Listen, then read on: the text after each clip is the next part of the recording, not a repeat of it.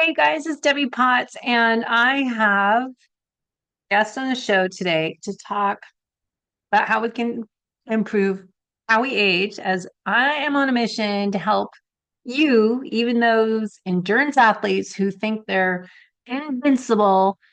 I want to help us all, including myself, be fit and healthy from the inside out. With that mission in mind, I am having various guests on the podcast to discuss how to fuel, how to train so you can perform your best in life today, and start thinking about how you want to be showing up to life when you are 70, 80, 90 years old, because it's not that far away. Qualia Mind is a supplement I've taken over the years, and we have a lot of stuff in here. I just took 6 capsules, and I have to wear my reading glasses to read what's in here. So vitamin C, vitamin D, riboflavin, niacin, B6, folate, B12, biotin, magnesium, L-carnitine, rhodiola, tyrosine, taurine, L-theanine, lion's mane, ginkgo, GPC, caffeine. Oh, caffeine. So don't take this later in the day. The list goes on. So it's pretty long, as you can see. Two, one, two. Yeah, 2 labels here, 3 sections. A lot of stuff. So we're going to talk about Quality Mind. Also, I was given Qualia Magnesium. If you haven't heard about the benefits of magnesium, we need it 500 to 600 different reasons we need magnesium that's used in our body. I've used different products over the years. Bio Optimizers, magnesium is great. It's super expensive. Not everyone can afford it. And I use different magnesium with clients depending if they need B6 to help magnesium absorption. So a lot of times we have magnesium, but we don't have the ability to get into the cell. So we're going to talk all things Qualia Life and how to improve the aging process. The other product I like is this new drink mix I have in the water, Qualia Symbiotics. So we'll talk about that. So let me bring on James and we'll talk about how to improve how we eat. All right. I love talking about how we can improve how we age. And I connected with a local company in San Diego, North San Diego, Qualia. And James is going to help us understand how we can thrive as we age and not struggle. So, James, thanks for coming on to share your story and your mission and different solutions you guys have at Qualia to help improve how we age. Absolutely. Thanks for having me. Happy to be So here today. tell me a little bit. I always like to ask everyone, what's your why? What's your purpose? What do you feel like your mission is? It's a good question. Um, it's a hard one to answer in short form, but let me do my Mm-hmm. best. Um, I think so. I was diagnosed with ADHD when I was quite young, and dyslexia, and some unfigure-outable GI thing that also caused other neurological issues.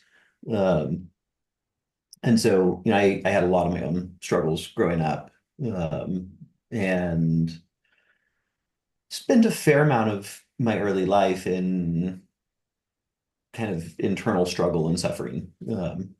And I think because of that, it really brought my attention to the struggle that people go through in life and Mm-hmm. how, life has the opportunity to be amazing and beautiful, but so often we're caught up in the hardship of it and feeling like we don't have the energy, the wherewithal, the resilience, the capacity to actually like show up to life fully to enjoy it. And so that kind of shaped a lot of my purpose, which was how do we meaningfully reduce suffering at scale and not just reduce suffering, but be able to go past the reduction of suffering, which would sort of just be to like neutral and help people get into a state of really thriving and being able to appreciate and enjoy and take advantage of life to the fullest extent possible. Hmm. And that's so important. I think I find so many people do struggle with feeling their best and living their best life. And I'm on a mission on this show to start thinking of the second half of our life to be the best half of your life and really taking ownership of our health today to make that happen. And a lot of it is, learning what's going on under the hood. I'm all about functional lab testing when we can, tracking with estimates of aura ring or whoop band or blood sugar ketones and really looking at looking at what's going on, but also taking inventory, intuition, how do you feel, and connecting with Right. yourself rather than deciding how I feel today because my aura said I feel like crap or my readiness score is down on my whoop or whatever it might be, but actually still being able to have that mind body connection with ourself. I think that's Right. something I found is really important as you share in your journey. I mean, I love all of the tracking data and all of, lab testing and feedback loops, but, ultimately it is all data points in service of what our subjective experience is. And people don't tend to realize this, but the word qualia that we chose for the name of the company is actually a term from philosophy, which essentially describes the subjective experience of being you. What is it Mhm. like to be you? What is it like to experience the world through your lens? What is it like to fall in love, to go through heartbreak, to look at a sunset? Yeah. And so, it was intentional in choosing that name because the primary goal was how do we enhance your subjective experience of being Hmm. alive. And I think all the data points fall into that. But I think one of the areas that, sometimes in the biohacking world gets under addressed is what you were mentioning. What is your intuitive sense of what you're needing? What is your body telling you? What is your psyche telling you? Yeah. And just look at your notes about mental burnout and really looking at, from my lens as an endurance athlete in the past, I got so-called adrenal exhaustion in 2013. I think it's pretty common. And I think it's common for athletes, especially because they tend to, as I get older, I learned this coaching people and observing our community, high performers, type A, that push themselves to the edge and thrive on chaos, thrive on addiction to busyness, and more is better. And then when they choose in an already chaotic life and they're stressed out to add an endurance event that's long distance or a race, they just add to that beaker of stress and have this accumulation of external stressors that become chronic that can lead to or contribute to hidden sources of internal stress. So we think we're being healthy and doing all the right things that we can to improve our aging process, but really if you look outside in, we're not doing so many good things as we think we are to be Right. that fit and healthy from this side out. I think that's Yeah, I mean, it's burn. interesting because Yeah. stress is both healthy and unhealthy, right? Like Mm. I imagine you're familiar with this concept of hormesis, which is Yeah. essentially healthy Yeah. stress, right? And stressing ourselves is a critical part of how we stay healthy, how we evolve, right? Things like cold plunge are a good example of, where someone would intentionally stress themselves, but in a way that more often than not will create a positive response. But then I think, some of us who fall into that sort of A-type then take it too far and aren't factoring healthy stress and just pile on more and more and more until the stress starts to become something that breaks the system down. Yes. And they don't know when to stop until you go on for years and suddenly it's like, oh my gosh, I can't get out of bed, or I have to have a Right. nap in the afternoon and I don't have any energy to do what I used to do. What's wrong with me? And that's where I'm on a mission to help people pay attention to those red flags before you can't get up in the morning or before you have no motivation or your nap in the afternoon is replacing your master swim workout or whatever you used to do. But there's Yeah. signs there of your body saying, hey, let's stop, push, pause, and reset. And maybe we need to take a different direction and course correct. Right. I mean, ultimately, if you push yourself too much, one way or another, you're going to stop. Right. And then the choice is it done intentionally or is it done by force? right? Because Mhm. if you push too hard and you never give yourself the necessary breaks and you don't do the right kinds of support, then at some point your body's just going to force to stop. Um, and Mhm. that's Yeah. usually a pretty painful and unpleasant process and one that can be really hard to bounce back from. And so that's where I think, being conscientious of our our state and our lives and making sure that we're pushing ourselves in ways that are appropriate, that are healthy, that are causing us to evolve, that are causing us to learn, but also taking every bit as much attention to rest and self-care as we are to the things that we're pushing ourselves towards. Because ultimately they actually play together, right? There is no biological system that doesn't require rest. Mm-hmm. We get That's so caught true. up in our heads that we somehow separate ourselves from the rest of biology and think that we can, just do as much as we want all of the time. But every single system requires rest and restoration as part of the requirement for being able to expend energy. Mm-hmm. True. So as an FDN practitioner, we use the DREST protocol, it's called. So D is diet or nutrition, R is rest, E exercise, S is stress management, and then there's an extra S there for dress supplementation. And I always say every show I feel that I have to say this that we cannot out supplement poor lifestyle habits. We need to start with the foundation, start with free, daylight, morning grounding, all that stuff. And we can't out exercise poor nutrition habits. But Qualia, let's talk about what your mission is with the products there. And I want to dive into some of these new products of Qualia Mind and this, what are you guys trying to do over there? What's your mission and why?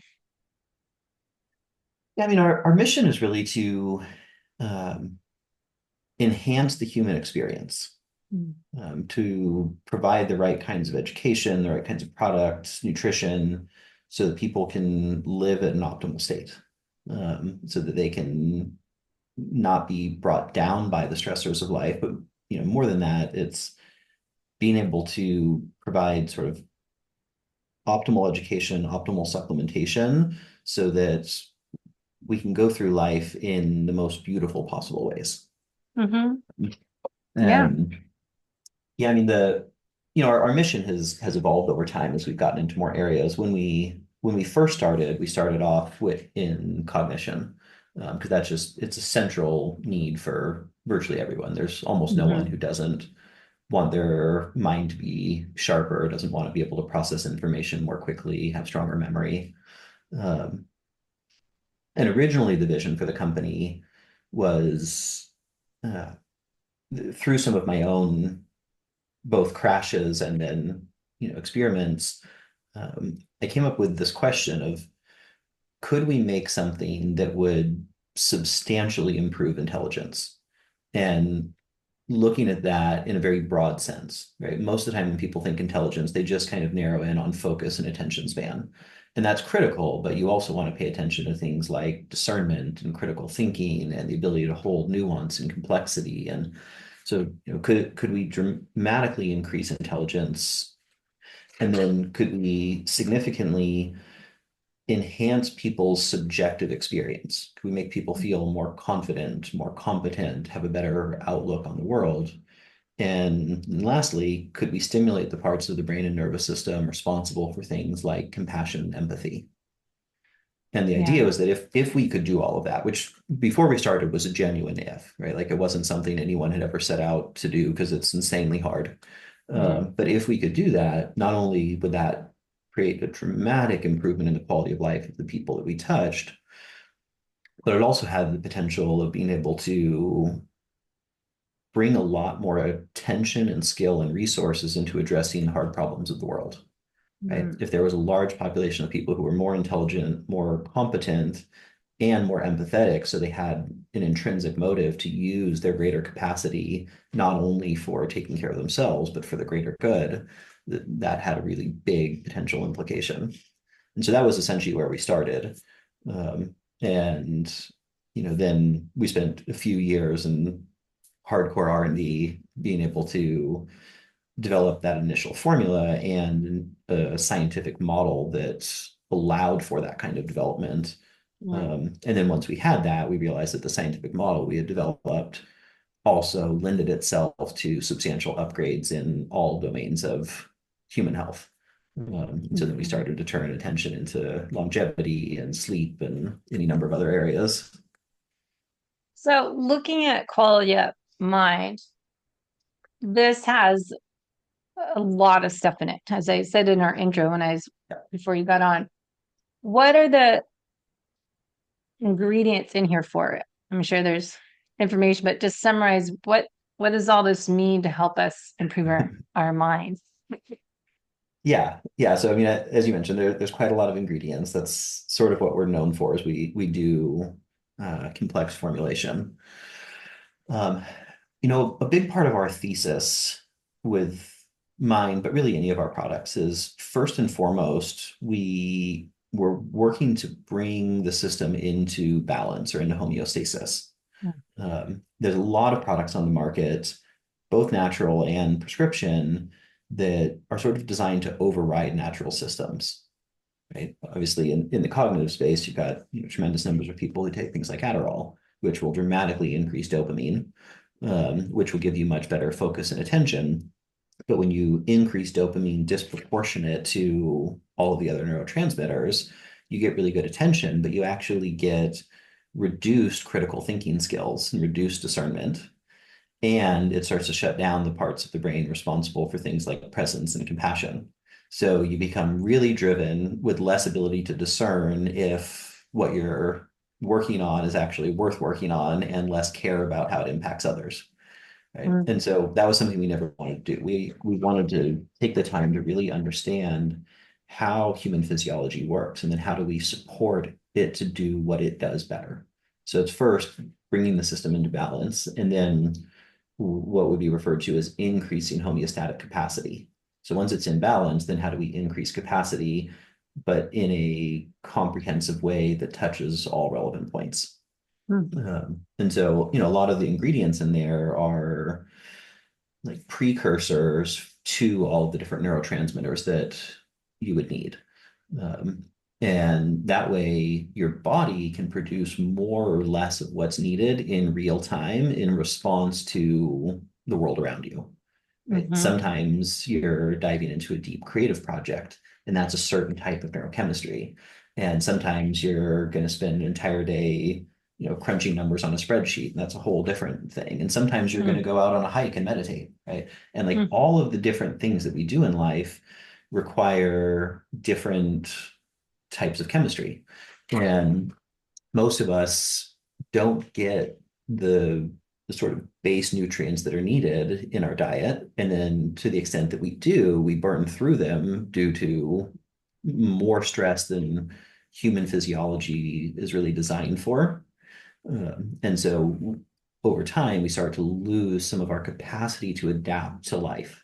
And mm. that's in essence what we're trying to do here, is increase people's capacity to adapt and show up in the way that they would want to whatever it is that life is bringing. Writing that down. It's a good show up to life. How do you want to show up to life, right? As Yeah. kind of what I think about. You have a choice today how you want to deal with the day and how you that's why I think it's helpful to get outside and get up and move outside and get exercise of whatever you can do and get your mind right. And it's a choice if you're going to be grumpy and irritated. Why is that in the first place?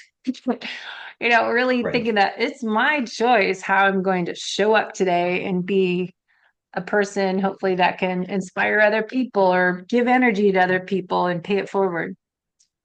Yeah, absolutely. Now, with all the ingredients, so when the serving size is 6 capsules and there's, the formulation, I'm always curious, like, how much is needed to create that minimal effective dose for, say, focus, memory, and drive for brain health? Do we need this once a day, or like the formulation of all these ingredients? Is that the right amount to get to create those results we're looking for on brain health?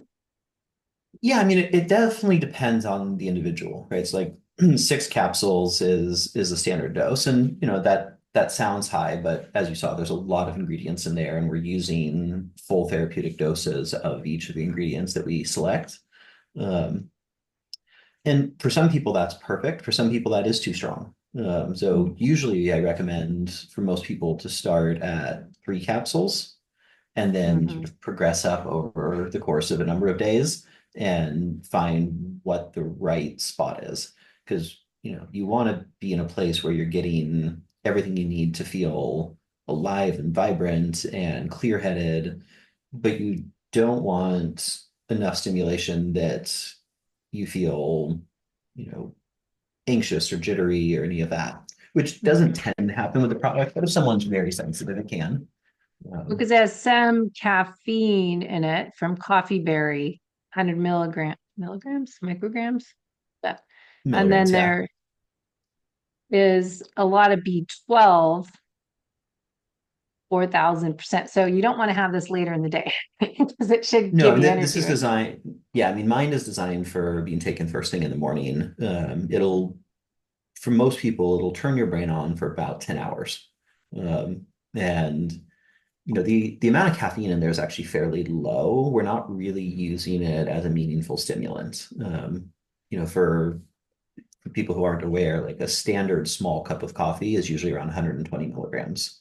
So there's Mhm. less caffeine in a full dose than there is a small cup of coffee. There is some stimulation from that, but largely we have it in there because it supports better uptake of all the other nutrients. We do also have a caffeine-free version for people who are sensitive. But for the vast majority of people, that's a low enough dose that it's not going to be a significant impact. So Mhm. it's not even so much a stimulation thing, it's that your brain turns on. I've definitely had times where I took it later in the day and I wasn't overstimulated, but I would lay in bed for a few hours just with like creative floods. And it's great. And I also wanted to sleep. So Not the right time. definitely better to take it in the morning. And then you get to have, a full day of being able to feel deeply engaged. And, Yeah. some people will take it only on days where they really want to perform. And some people will take it more consistently. Um, where possible, I tend to recommend taking it consistently because then you'll get the boost on that given day. But as you start to get all of these building blocks in your system with consistency, you start to get essentially a progressively healthier baseline of cognitive function. Hmm. And so, you know, depending on individual, you can definitely change it up, take more, take less on a given day. But the best results tend to come with taking it. What we recommend is 5 days per week and then take 2 days off. Yeah, that's what I Um, was just going to add. So you could do it if you typically work Monday through Friday. This is a good thing to take work days to get your mind right and focus memory. I always need. yeah. And so 5 days on, 2 days off, and then you can do 3 6 cups. Now, as we And get that's older, actually should be true for almost all supplements. We're sequence. we're one of the only companies I've ever seen who recommends dosing that way. But a big part of the rationale behind it is, the way that human physiology developed over time. It's been a very narrow amount of time that we've had access to the same nutrients all of the time.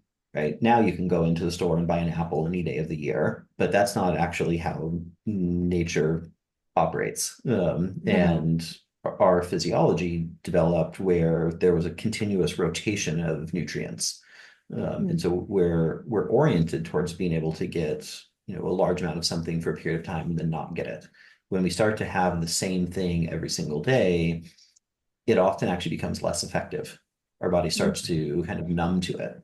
Mhm. And the more potent the nutrient is, the more important it is to take breaks. And so, Mhm. particularly with our product, where we tend to be on sort of the most potent end of what's possible with natural ingredients, it's important to take them, but then also take pauses and allow your body to have a period of rest. Hmm. That makes sense to me. And intuitively, you feel like you should just have it most days of the week that we don't need it every day. And I think that helps people be more consistent taking the supplement because most people, when we say, here's the supplements I suggest to replace what we're not getting enough through our food, even if you're eating nutrient dense foods, it's still hard to get a lot of these ingredients in every day. And people lack variety. Right. And good digestion is huge. But I think, if you tell them just take it most days of the week or 3 days a week, even is going to be better than not. Because if you tell them to take something every day, they usually, I can't do it. And then they quit. So I think people are more likely to stick with the program if you say it's like a workout, just do it 3 days a week or so. Right. Yeah. Yeah. Now, so tell me a little bit about magnesium. You guys came out with advanced magnesium blend, high bioavailability, and I wanted to dive into this because there's so many types of magnesium. Everyone's always asking, if I'm constipated or if I can't sleep or I have a muscle cramp. Can you talk to what this is beneficial for and what magnesium is beneficial for us when to take it? Yeah. Yeah. So magnesium is the most recent product we launched. And, Mhm. normally this is still a relatively complex formula, though maybe a little bit less than some of them. But we decided to focus on magnesium because it's one of the most crucial nutrients that almost everyone is deficient in, right? There's recent studies that have come out showing, depending on which study you look at, anywhere from 50 to 85% of the population showing signs of magnesium deficiency. Because, historically, we would get a lot of magnesium in our water. Right? There was high mineral content in water. And now with the different kinds of filtration and RO, people get little to none. And most people don't have the kinds of diets where they're getting adequate magnesium. But magnesium is critical in pretty much every process in the body, right? Serves a huge role in cognitive function, um, many different kinds of cellular processes related to the increase in or the creation of ATP, et cetera, right? It's just one of the more foundational nutrients. Um, but it's also one of the more misunderstood and kind of hype-driven nutrients. You see a lot of magnesium products on the market that are saying, this magnesium is good for this body part, or they've optimized for bioavailability. And though there's some relevance to that, it's more hype than it is science. Mhm. Um, and right, like this idea of bioavailability, when someone is testing bioavailability, what they're really looking at is how much magnesium is in the blood. And how much is in the blood has very little to do with how much actually gets into and stores in tissues, which is where it's then utilized.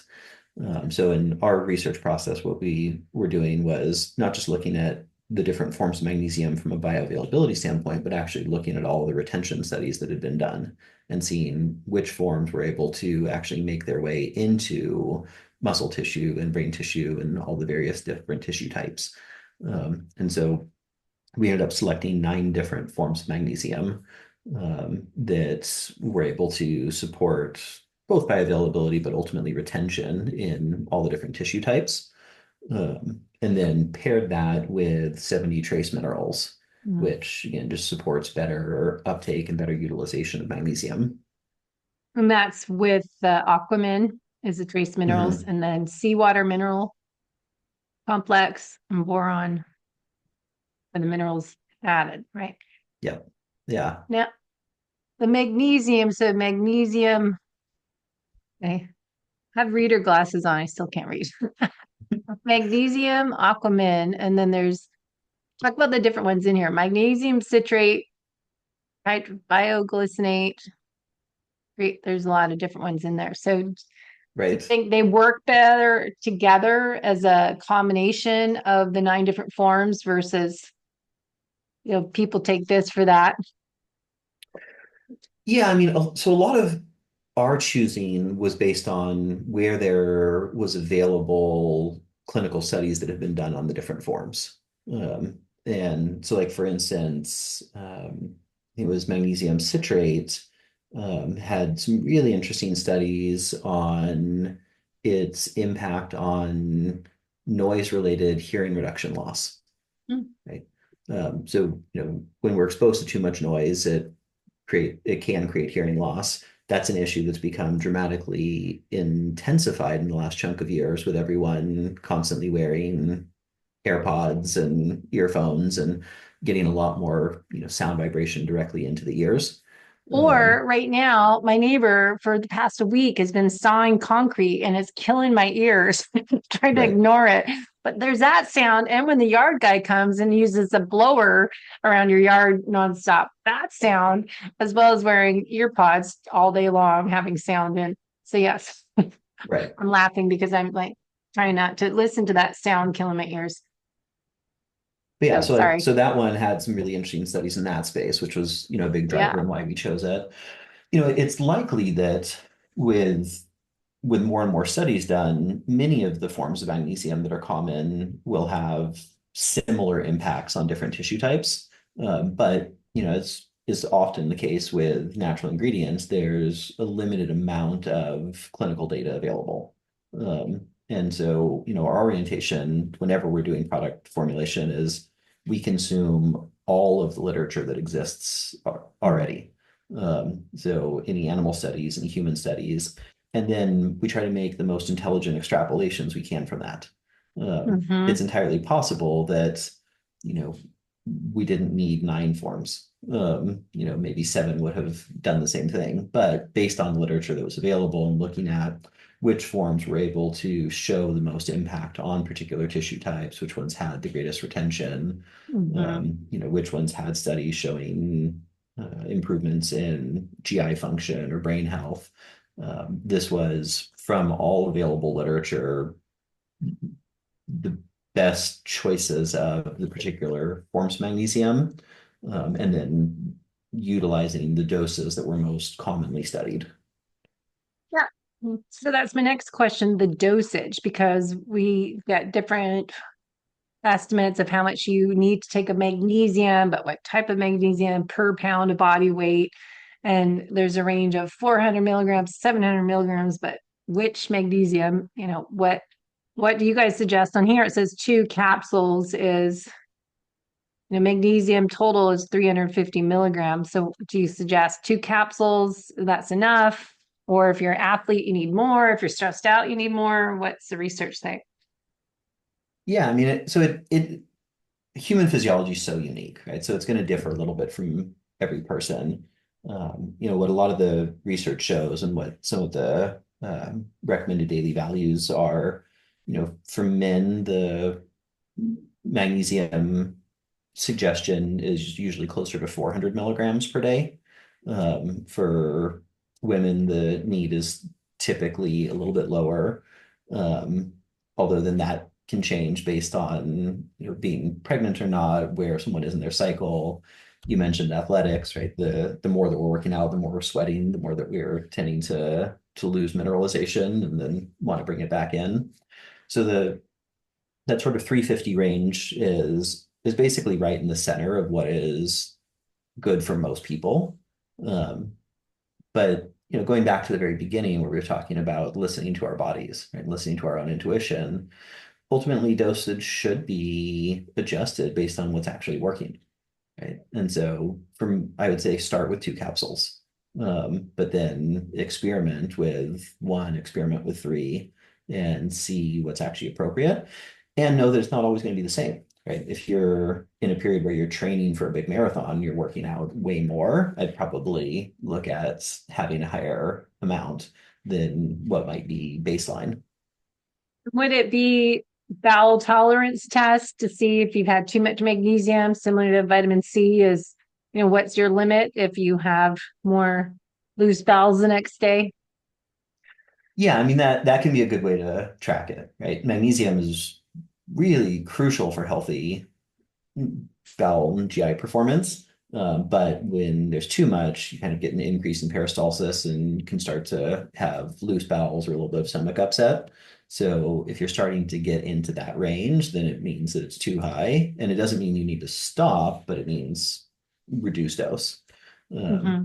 or maybe stop for a day or two, allow the body to readjust, and then come back, but at a slightly lower dose. So yeah, I would say bowel tolerance is a good way to know if you're too much.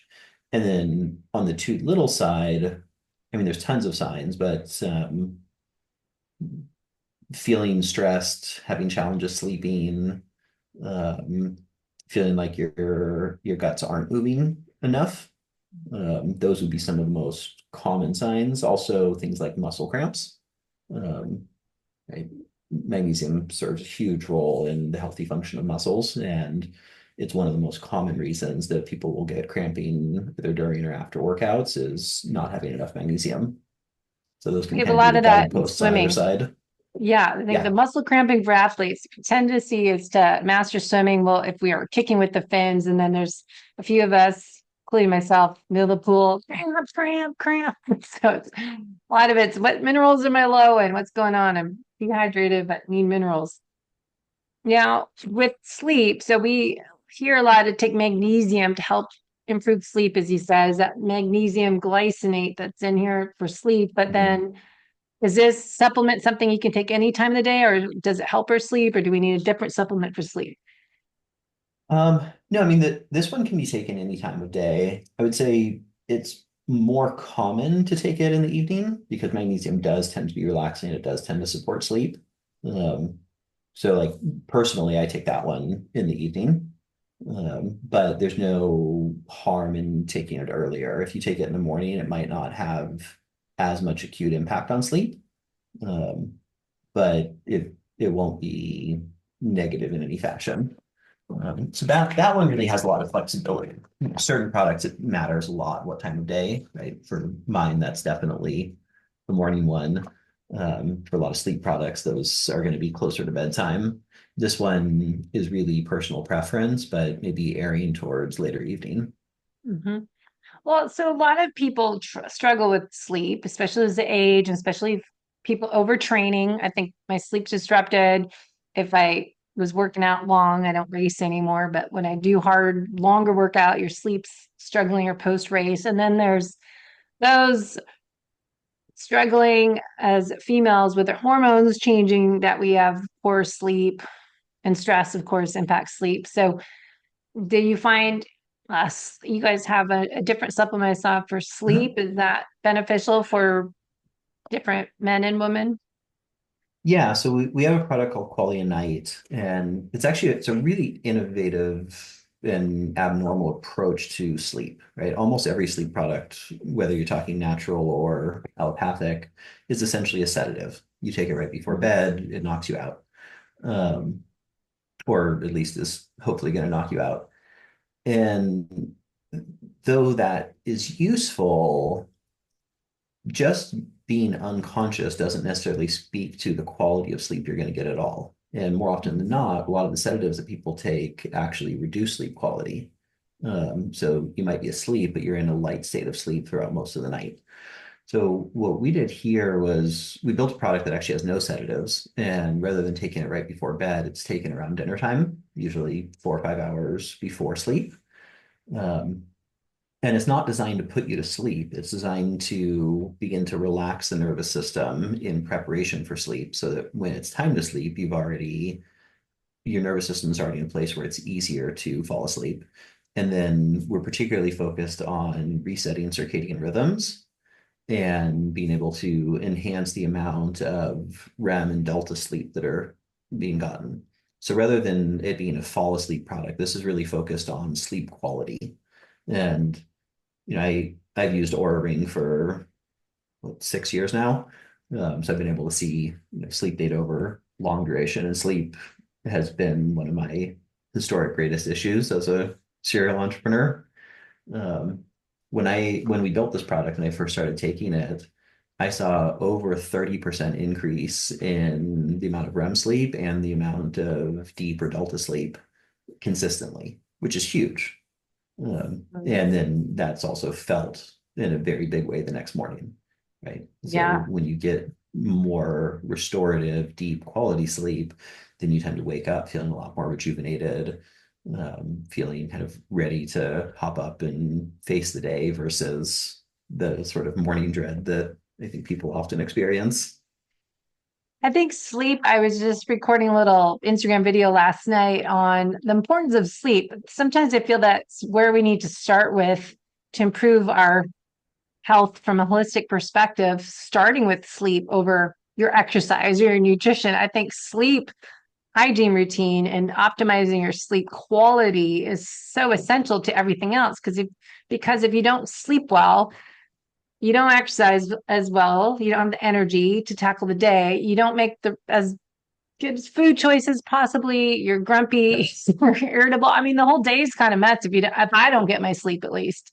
That I really, after adrenal exhaustion issues, you have that wide awake at 2 a.m. nightmares that you can't, you don't want to go back to that feeling of staring at the ceiling, not being able to sleep is the ultimate worst. So I think, sleep is just up there as number one to start on almost for a lot of people.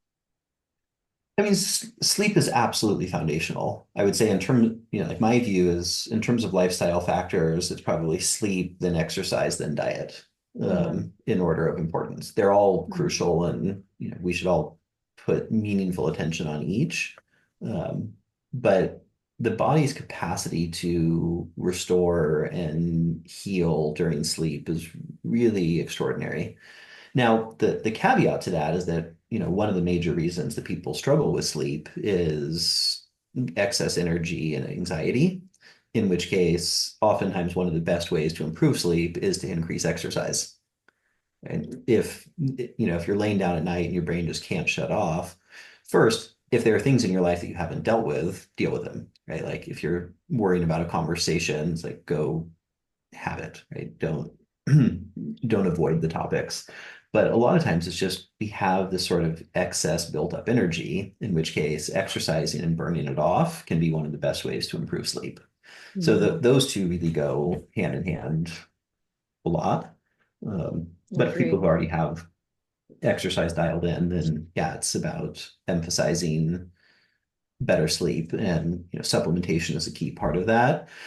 But you know, consistency of timing is really crucial, and something that, is hard for many of us. But the more consistent time we fall asleep, the more consistent time we wake up, the more that our bodies start to learn that time is dedicated to sleep. And then we start to adapt and become progressively better sleeping at those times. Versus if, one night it's 10 a.m., the next day it's, or, 10 p.m., the next day it's 2 a.m., the body has a hard time adapting to that. So, Yeah. and then obviously doing things in the evening that are down regulating, right? One of the worst things that we can do for sleep is to be in bed staring at our phones with, you know, blue flickering lights, scrolling through social media. We want to 6 take the in. time. Put the phone away. Don't take it upstairs is my rule. Plug it in down in the kitchen and go to bed and say, signing off.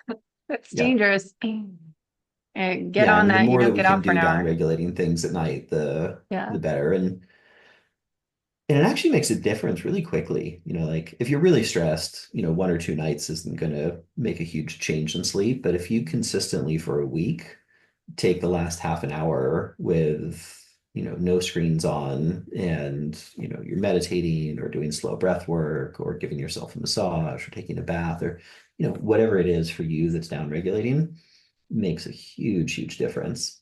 And Yeah. ideally, all of the supplements are, kind of what their name says, they're supplemental, right? First and foremost, we want to dial in taking care of ourselves, sleeping Yeah. well and doing what's necessary for that, exercising, eating well.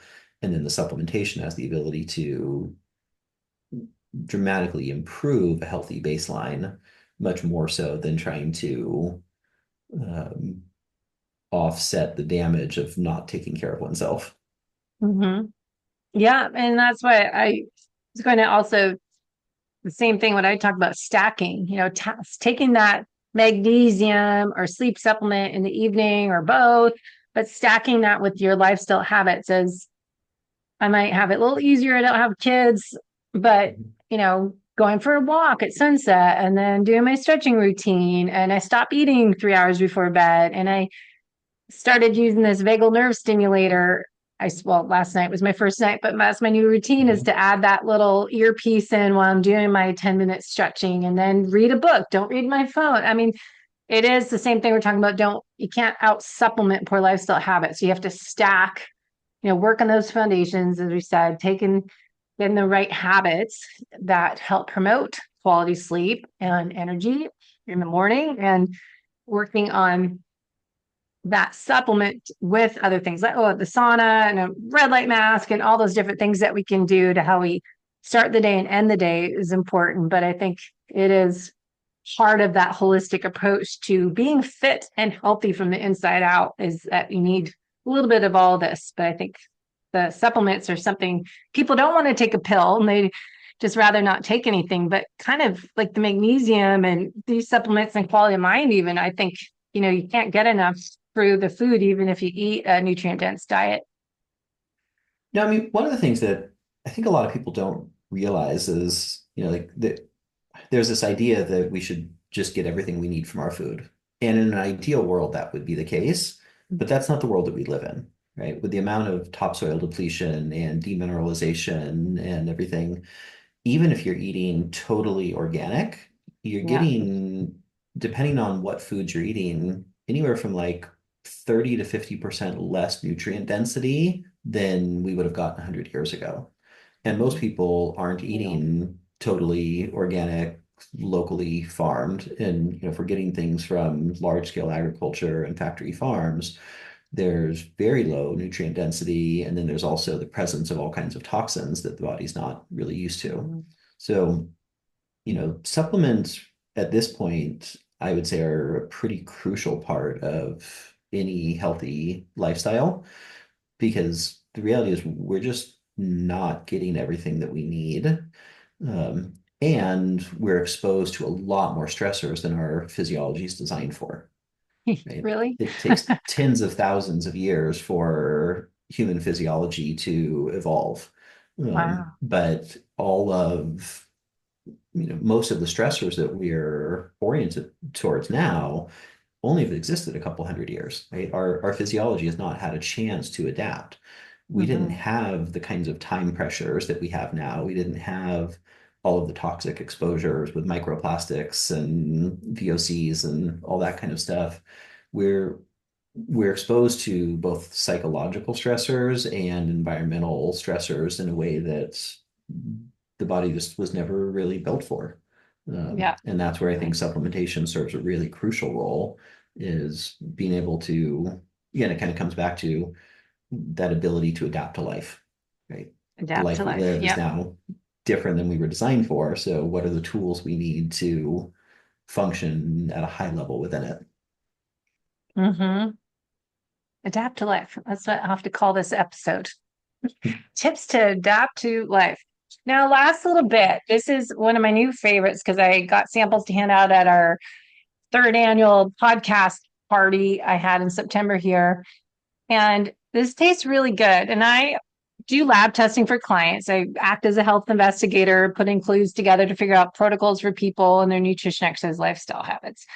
This is super simple, tastes good, and talk about what are the benefits of why should we take this? Because this is something as I work on gut health has a lot of the ingredients we need to restore the microbiome digestion. Yeah, I mean, this is one of my favorite products that we've ever made. We'll have It's, to it's read essentially a it. gut brain formula. It's a dominant focus on gut health, but with a definite focus on how the gut brain interface works. And essentially what we did here is we combined probiotics or prebiotics, probiotics, postbiotics, fermented foods, and enzymes. So Mhm. essentially everything that the gut needs for healthy function. And then, like with the probiotics that we chose, we're using spore-based probiotics. So they, unlike the live, they are able to make it through stomach acids. Mhm. Um, and then People, can we, you hold there for a second? I just was sharing this with someone, and Karan of Microbiome Labs taught me this years Mhm. ago. It's like there's so many options in the grocery store, and if it's refrigerated, probiotics. They have to be refrigerated. That's a good clue that's not going to bypass your stomach acid and get into the intestines where it needed to go, correct? Yeah. Yeah. I mean, the majority of probiotics, when studies have been done on them, like the live refrigerated probiotics, anywhere from 1 to 10% of the biotics that you take actually make it past the stomach. The rest are killed off in stomach acids. Mm-hmm. And so like you're seeing these products where you're taking, 30 billion bacteria, but that's not what your body's actually able to utilize and assimilate. And so that's where, spore biotics tend to be much more stable, and aren't as susceptible to that same kind of breakdown. And so then the number that you're seeing is generally the number that is actually utilizable. Um, so yeah, I mean, what form of probiotics you're taking is really crucial, and it's something that I think the people are just starting to become more aware of. But it's still kind of early trending for people to become more and more aware of the difference in the actual usability of different kinds of probiotics. Um, Mm-hmm. and so you have that issue, right? Which is, does it make it through stomach acid? But then you also have, what is the role of a given strain of a probiotic? And a lot of products on the market will throw lots of different kinds of probiotics in there, right? You might have 10, 20, 30 different strains.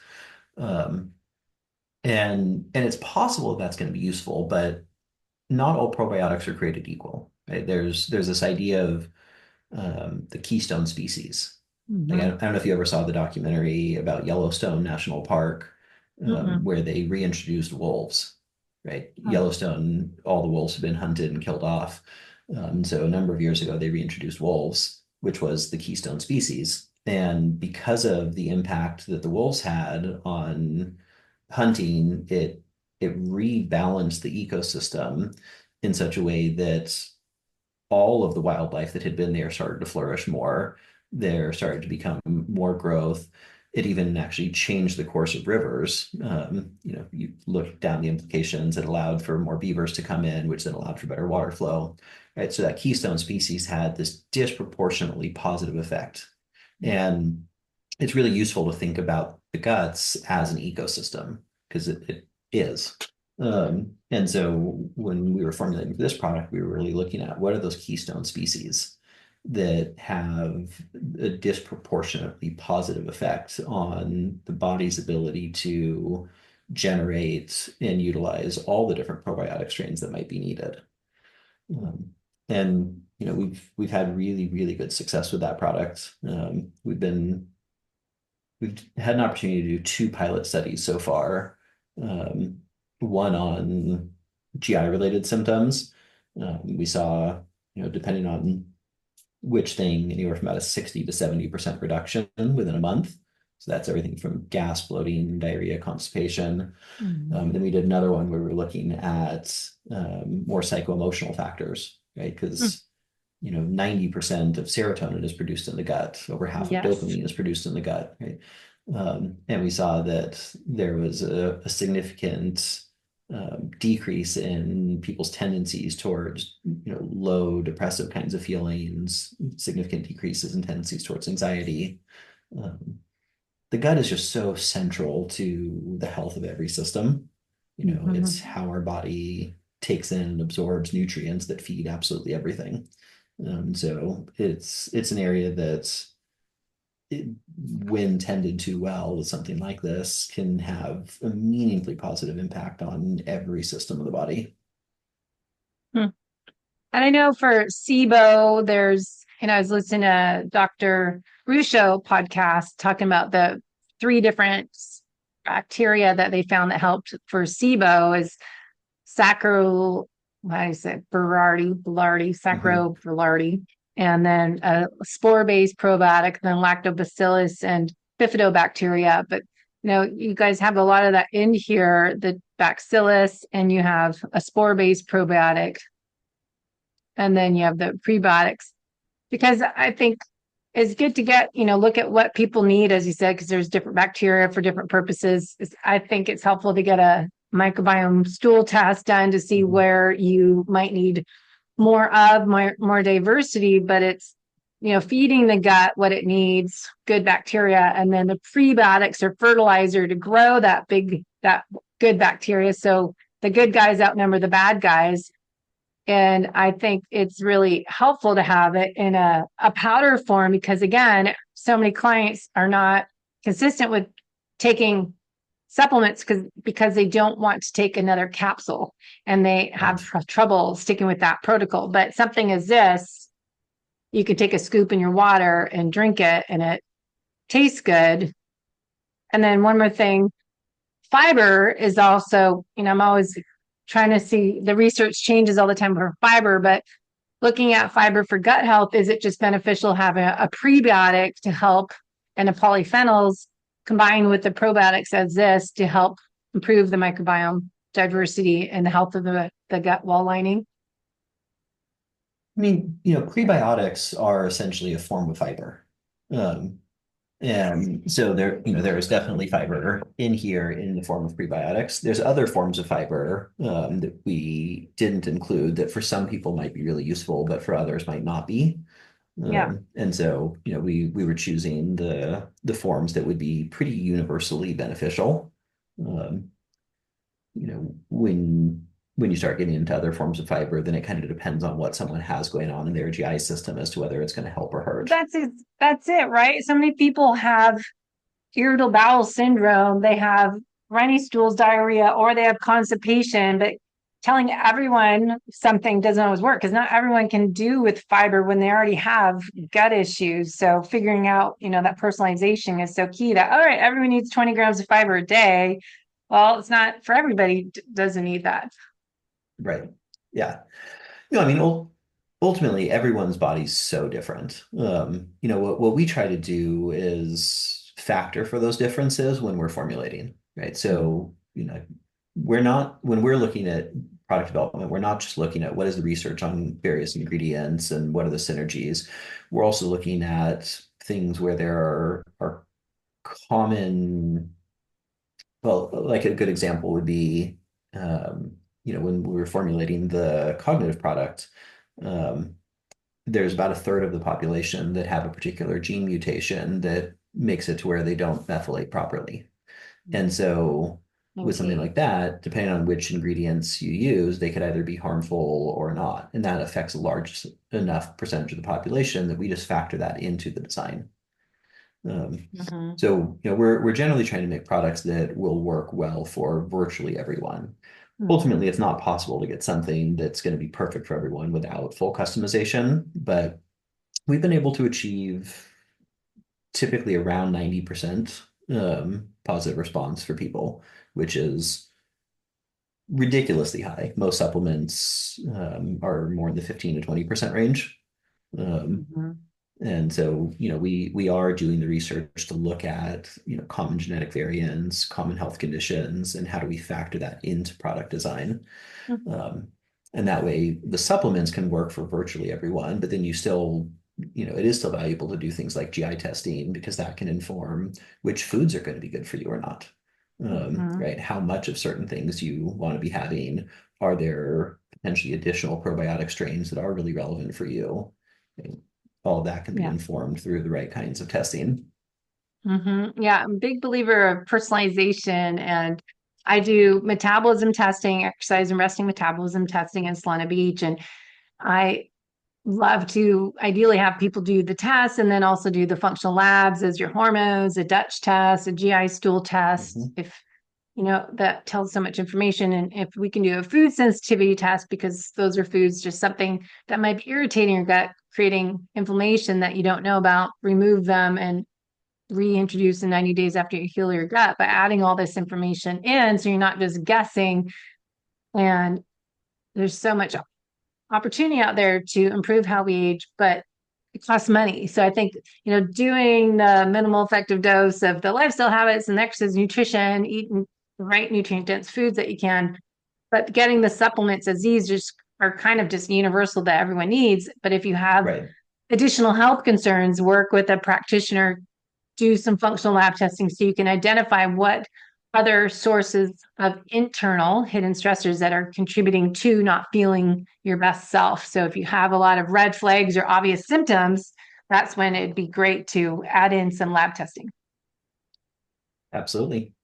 Yeah. Well, thank you so much for your time. Where can people find more of your research and your studies and how to order Yeah, a so our website? domain is qualialife.com, and all the products are available on there, as well as not all of the research, but a lot.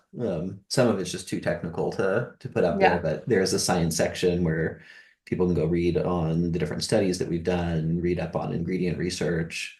Um, yeah, and there's, I don't know, I think over 40 studies on our site, you know, what we've done on great. the various products that we've created. Good. Anything new coming out next year or new formulations? Yeah, we just finalized a joint formulation, and so that's Mhm. starting to go into production right now, and that'll come out early next year. Um, and we're still working on, but we're getting close to finalizing what is essentially going to be like an all-in-one longevity product, designed to impact all 12 hallmarks of aging, as well as what are a lot of the most common things that break down with aging, right? Heart Mhm. health, brain health, etc. So that's going to likely be, well, there's going to be a lot of ingredients in that product. So that's likely going to be a powder mix as well as capsules. But that should be coming out sometime this upcoming year as well. Nice. That's what I'm Good very work. excited about. Yeah, we didn't even touch on the senolytic, the one that you take once a month. So I'll have to add that in the show notes and do additional add on to the audio podcast. So many great things. I think, less is more. If we can have an all-in-one supplement, it's just easier for people to stick with. If it's like just this quality of mind, I really like because it has everything I always need in it, and then magnesium and getting your omega-3 fish oils from the food you eat, or Mhm. taking a supplement, but you kind of hit all the essential ones, especially if you're not eating liver organ meat each day. Right. All right. Well, thanks so much for your time today. We'll put the links in the show notes and have everyone enjoy learning more and testing it out on their own body. And they can save with our code Coach Debbie Potts. Thank you.